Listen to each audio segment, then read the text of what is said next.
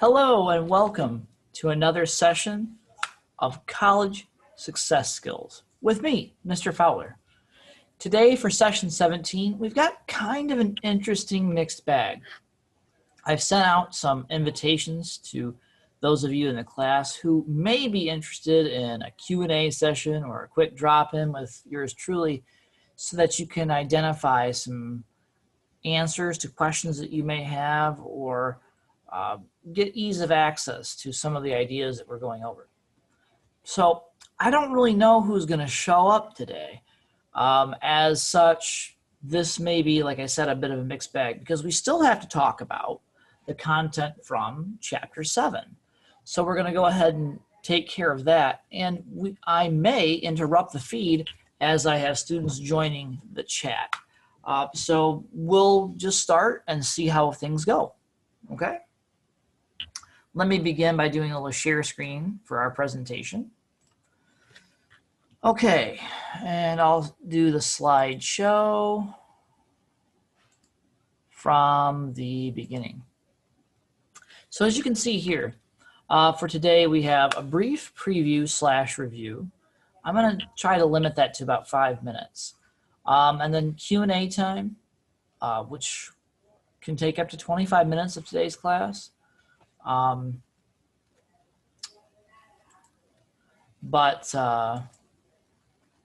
if we need the extra time, we certainly can use that time to cover some of the content.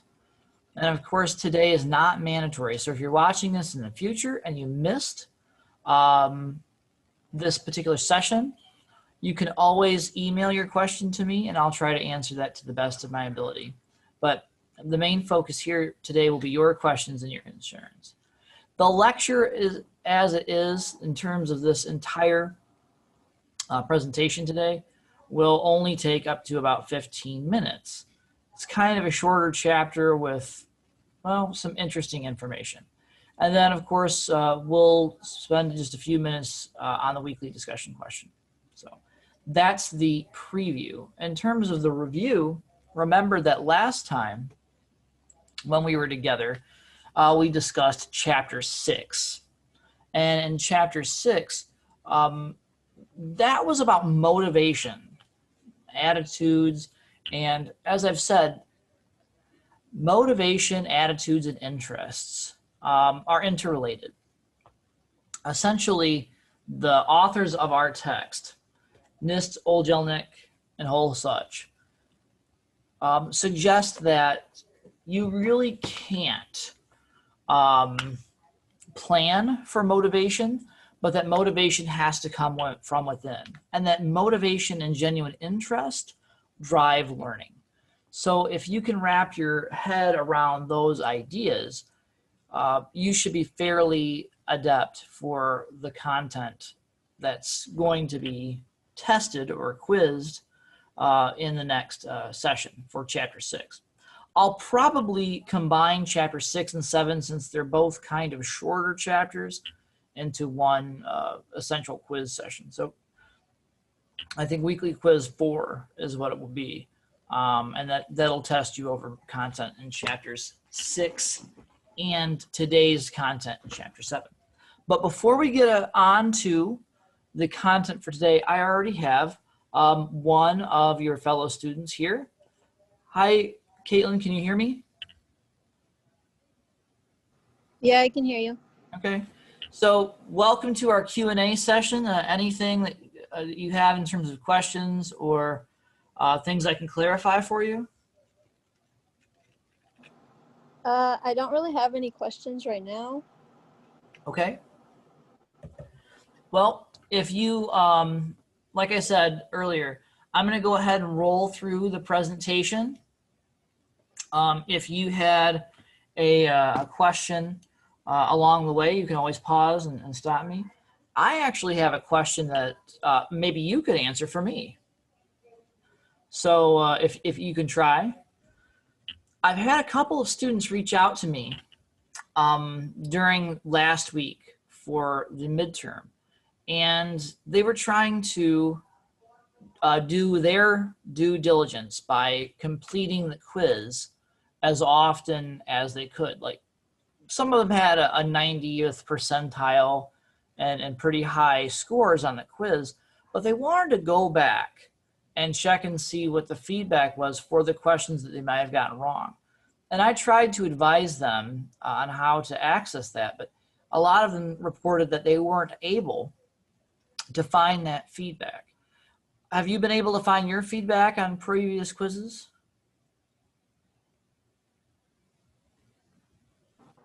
Let me check. I, of course, can't access it. Like, you mean like the ones I got wrong? Yeah, Um, I can't access. no, it just says like my scores. Like if I got like a 9 out of 10 or a 10 out of 10, but it doesn't say like which ones I got wrong. Interesting. That's because I, even if it's just that's right with an exclamation point, I always use feedback. So that might be a Mr. Fowler issue. I'll have to keep trying to figure that out. But thank you for your honesty and your feedback. I'll have to look into that. Okay. In the meantime and in between time, let's go ahead and try to see what else we have on this particular PowerPoint. There's Trevon.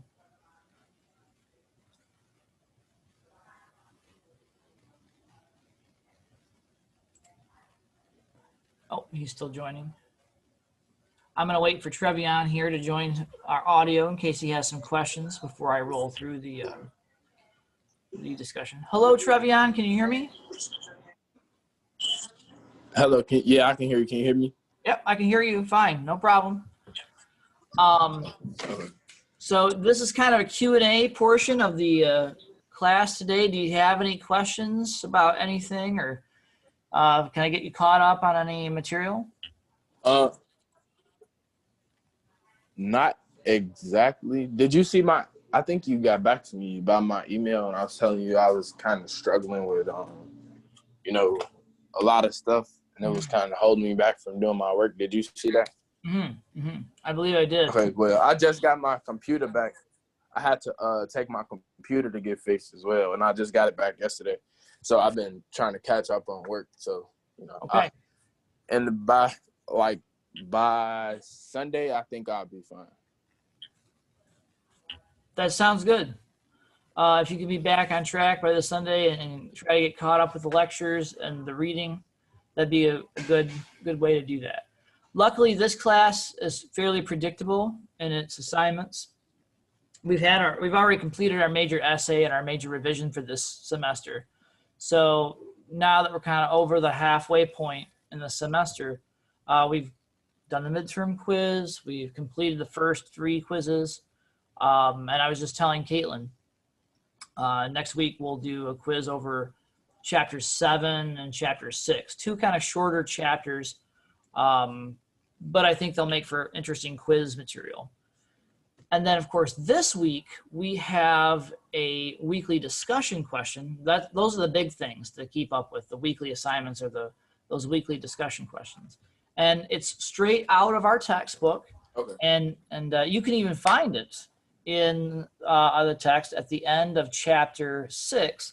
It's the real college experience question. It's just kind of an open-ended question that you can respond to about advice that you might offer to a fellow student. So, Okay. yeah. And I'm able to make up all of the work that I had missed, right? Yes. Or do you want me to focus like solely on the major assignment? On the what? I didn't hear you. On the major assignments, like the essays and the quizzes? Yeah, obviously the essay, the midterm would be prioritized assignments, and then the weekly discussions, as many of those as you can attend to get the maximum amount of points. That would be ideal. Okay. Great questions. I'm going to go back. Well, that's pretty much it for me. Okay. Very good. I'm going to go back to our share screen. Thank you. I'll keep in touch. Okay, very good. Okay, so Today, we're going to again talk about college success strategies, focusing on Chapter 7. Just what do you believe anyway? This is an odd chapter, to be honest, because they talk about belief early on, but what they're focusing on is how you actually perceive the process of learning. And how much value do you place on new and learned material? So that part's kind of interesting because it doesn't necessarily reveal that as precisely perhaps as we may want it to. So in Chapter 7, they begin talking about what they call the 5 components of belief. And they lay out their ideology here. And they begin by saying that people have all kinds of beliefs about various things, religion, morals, politics, and so on. But they're not going to talk about religion, morals, or politics. So I don't even know why they bother to mention this. But their chief goal comes into clarity when they ask the prompt question of whether or not you, the reader, have ever considered what it is you believe about learning. And then they have a couple of follow-up questions. How do you think you gain knowledge? What is knowledge and where does it come from? So those are the real questions that this chapter is focused on. I think a better, less complicated title for this chapter would have been, what is knowledge and where does it come from? But I didn't write the book, so we're going to have to bear with our authors for this part. So first of all, they address a question about the certainty of knowledge.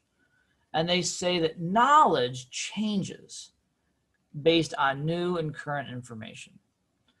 In other words, there may not be a definite answer to every question. And that's, I think, frustrating for a lot of students. Now, the reason that that's so frustrating is that many times students are told to focus on the facts and memorize specific details in order to prove that they have been well-read or that they have understood or inculcated this new knowledge in testing scenarios that happen frequently in high school, which is most of the experience that students bring to a college equivalence, right? If we didn't have high school to rely upon, we wouldn't have very much other practice with this sort of thing. But in college, we are a little bit less interested in the memorization of certain facts versus the application of how these constituent pieces represent a whole or sort of coalesce into larger ideas and theories. They also talk about the idea of simple knowledge. And here, the authors suggest that simple knowledge, again, those names, dates, facts, and statistics that you might have been called upon to memorize, and that, in point of fact, you still might be called upon to memorize, even in college, is okay, but that it's part of a more complex dive into a pool of information. Information or knowledge, as they say, is more complex and tasks the learner with looking for relationships between ideas as they evolve in the learning process. The other component, the third component, is responsibility. And as they say here, you are ultimately responsible for your own learning, or the student ultimately is responsible for his or her own learning. So the idea that teachers are the ones responsible or professors are now the ones responsible, that's a little bit of a carryover theory from high school, from secondary school. And it's kind of curious because on some level, I think it feels like NIST, Oljelnik, and Holsuch are sort of passing the buck a little bit, I would not suggest that there aren't some instructors or some professors who are better than others at the collegiate level. I certainly think that that's the case. And I think that's the case because I was a college student once too in the distant past. And I think some professors were simply better than others or more engaging than others. I came from a time just before a transition that we see in colleges today, where you were expected to bring notepads, paper notepads, and attend every lecture and kind of treat your instructors like they were some kind of superstar or something like that. And I was sort of in the middle, where we still went to class as frequently as we could. We still took notes, and we still tried to find professors who were engaging or who delivered content in a way that was perfunctory but also straightforward. I think who those professors who clarified things, I guess, is what I'm struggling to say. And now I think that we see instructors as individuals who are, poised to simply deliver the content, in as meaningful a way as possible. But it's like there's more of an expectation for professors, especially in light of what's happened with COVID. We've all sort of had to become like a YouTube personality almost. And because we have a limited and a less personal platform in which to express this information, it almost seems like we're akin to talking heads, if you understand that drift or that reference. We just, we're like giving the lessons in pieces of, 25 to 30-minute blurbs of information. There's also a new consideration that goes into the mix here, which is something called universal design theory, which stipulates the kind of regimented way information is presented for instructors to get the most out of that experience and to help their students have greater ease of access. And this is an odd phenomenon, because not every student, in my experience, feels that this is really the best or the most accessible way to comprehend this new knowledge. So to some extent, there are mandates that instructors have to adhere to in order to facilitate student learning online. And the thing that's interesting about that, again, to me, is that it sort of goes in the face of some of the things that our authors in this book suggest.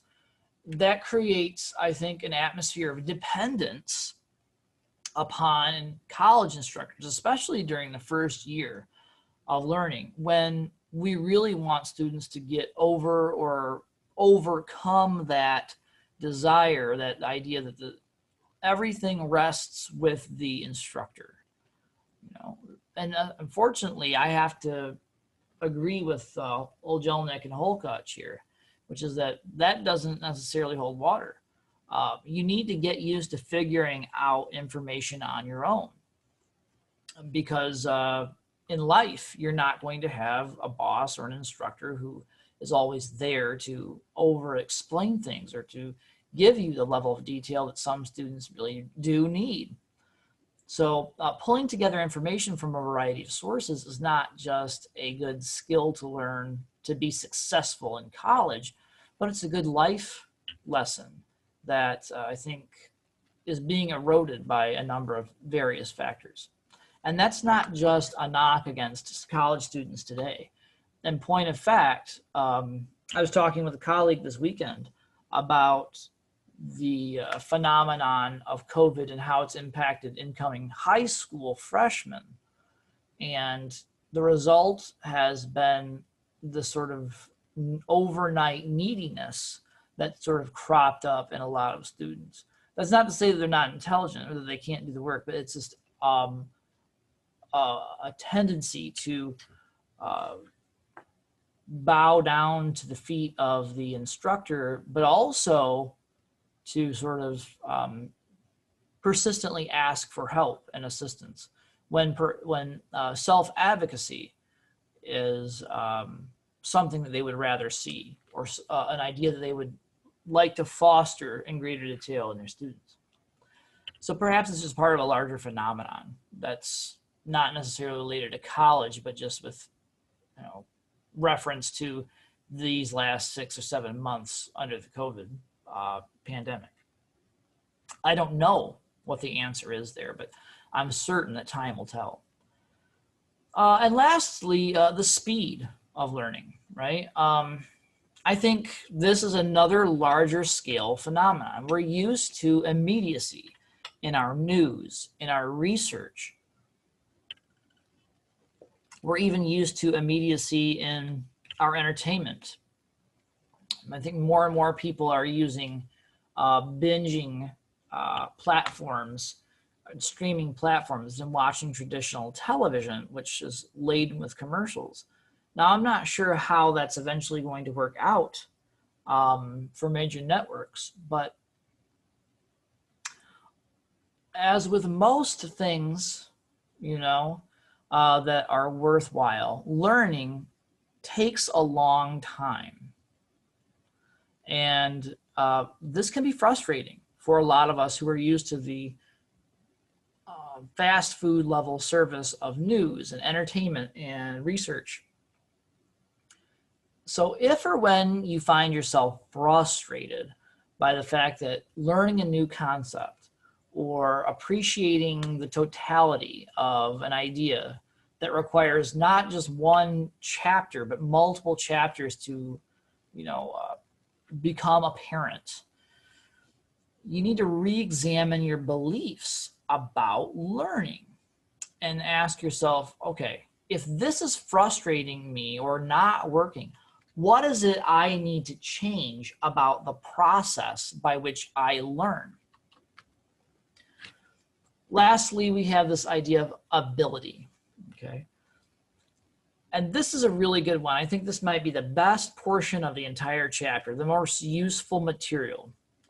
When it comes to ability, you should try to repudiate negative self-talk. I'm really good at English, so it's not important that I become the best math student. Well, that's kind of negative self-talk.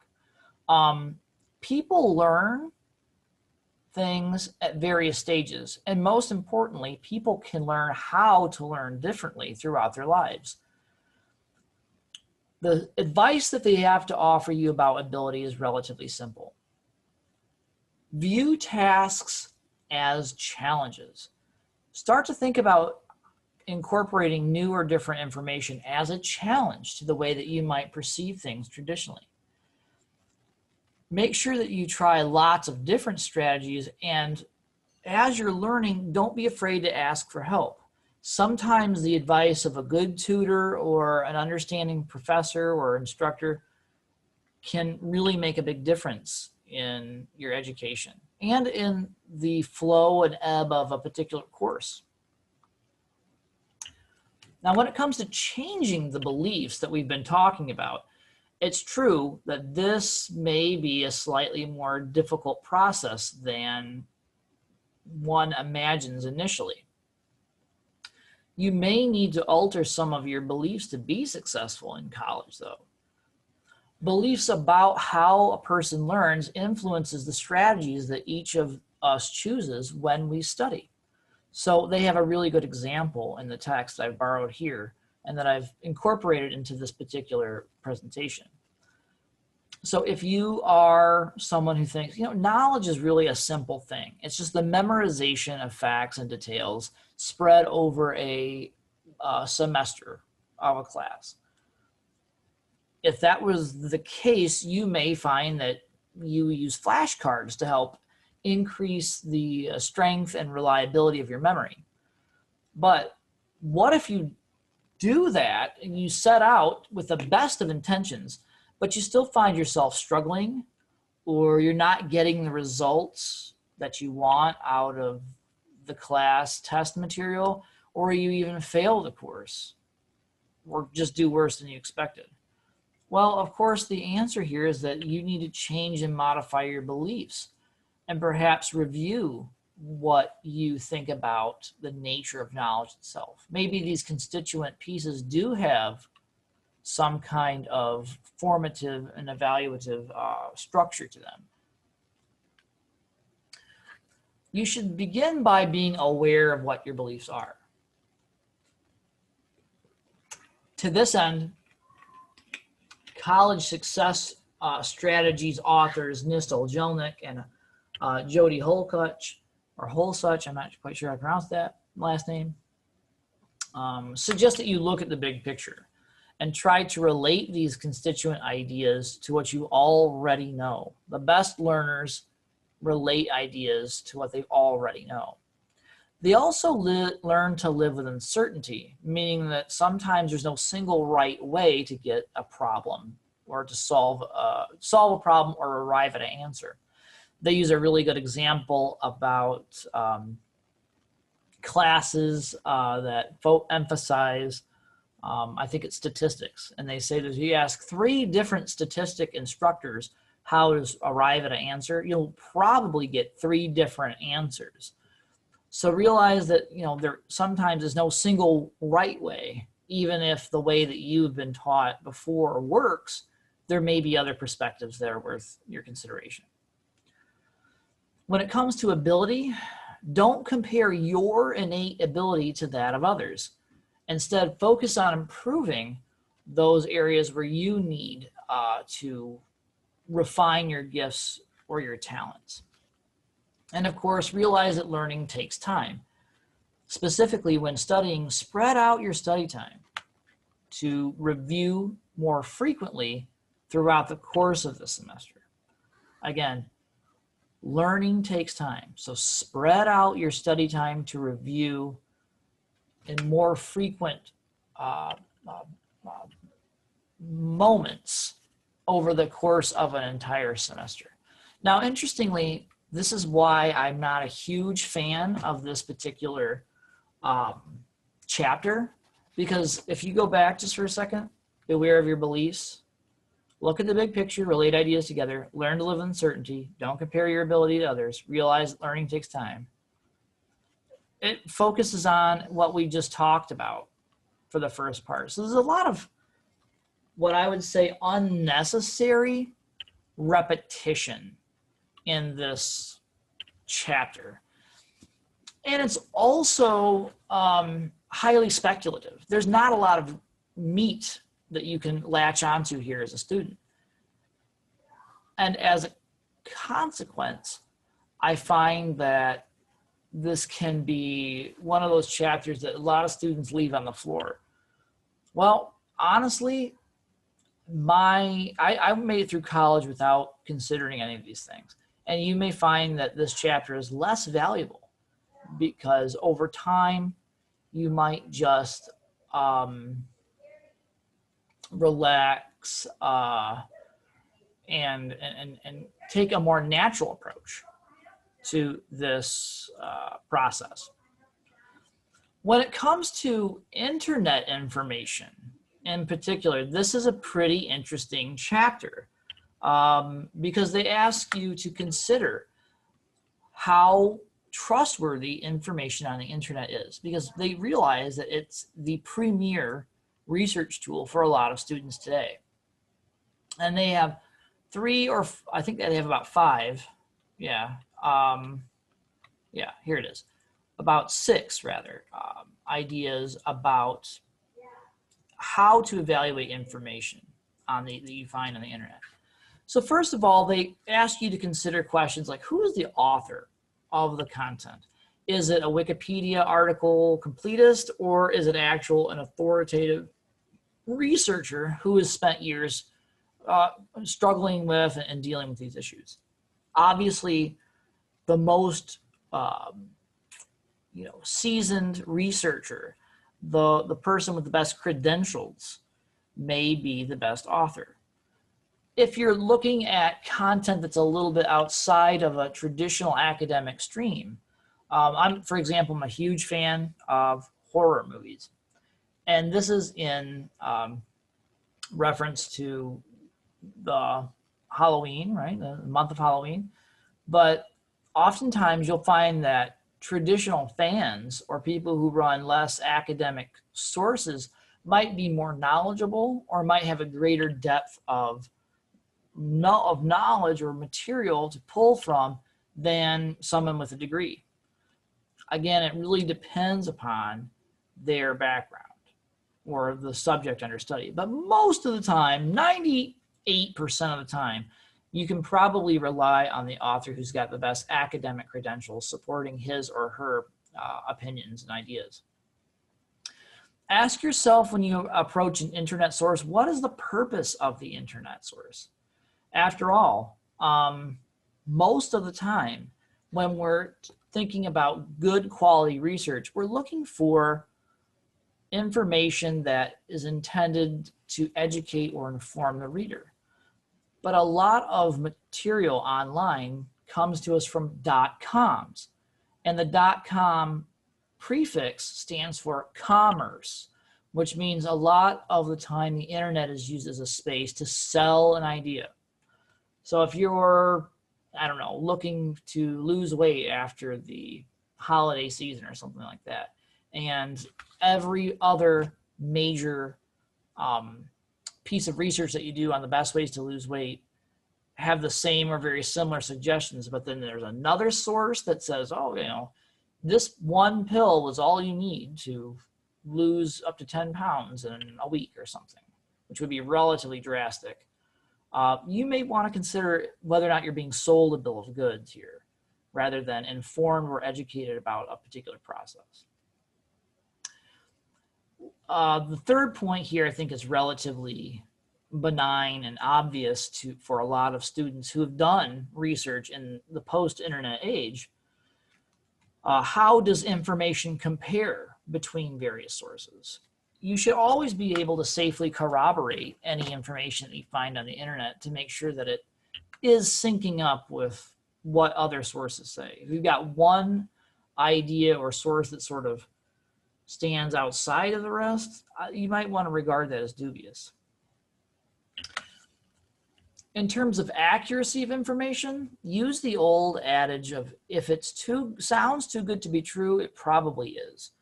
So make sure that the information that you are using, especially if it has to be inculcated and recorded in a paper as evidence, is accurate. That goes to inform the next idea, timeliness. This is why we stress students use the most current information, because now that we're in this era of sort of data overload, it's important to sift through information, not just to find that which supports your ideas or opinions, but also that is in line with current thinking. So oftentimes you will hear two numbers thrown out for research. Some instructors suggest that you don't go further back in your research than 10 years. That's 2010 for us. Soon to be 2011. But I've actually heard 6 years. So if you're thinking about that, that would mean information before 2014 has already probably been replaced by information from 2014 up to the current day. So timeliness is a big factor when you're engaging in research. And of course, you should always be aware of bias whenever you're conducting research, because a particular point of view that's stressed should be a dead giveaway that your author or the source that you're consulting has a bias in favor of one idea or one ideology over another. And that's not going to lead to the best research results. So try to be aware of internet information and the potential for bias. Okay, that's it for chapter 7's content. Like I said, relatively brief and short chapter, But it's got some interesting ideas in there. So for next time, read chapter 11 from College Success Strategies. This is in reference to next Monday. That chapter is over rehearsal and review strategies and can be found in your textbook, College Success Strategies, and starts on page 133 and goes all the way to page 151. So I've got a private question that I'm going to answer for just a few minutes, and then I'm going to adjourn the class for today. Okay, that is in relation to another class. So since we've pretty much reached the end of what it is that I wanted to say for today, let me respond to my student here.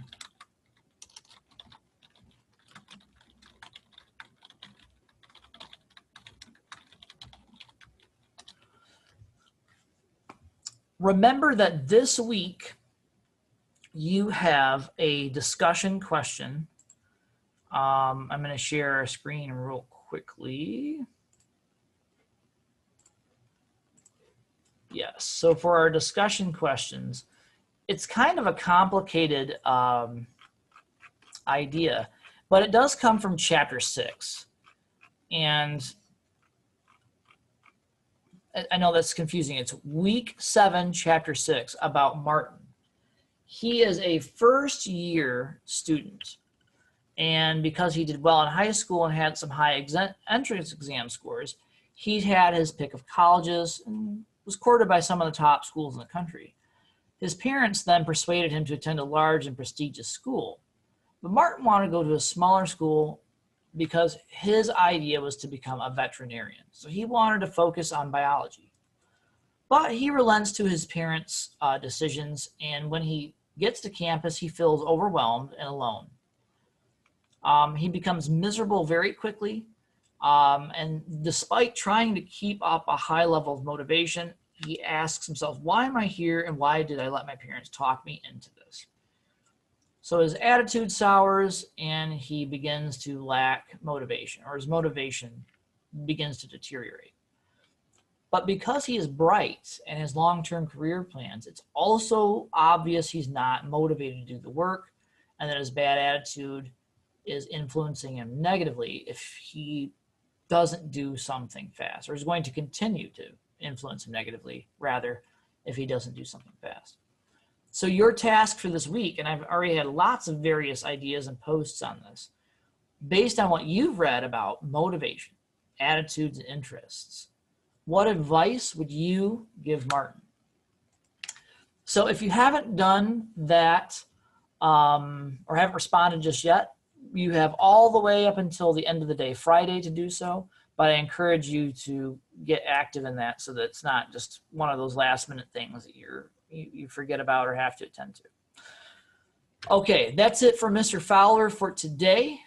Thank you so much for your time and attention, and I'll talk to you next week. Take care, everyone.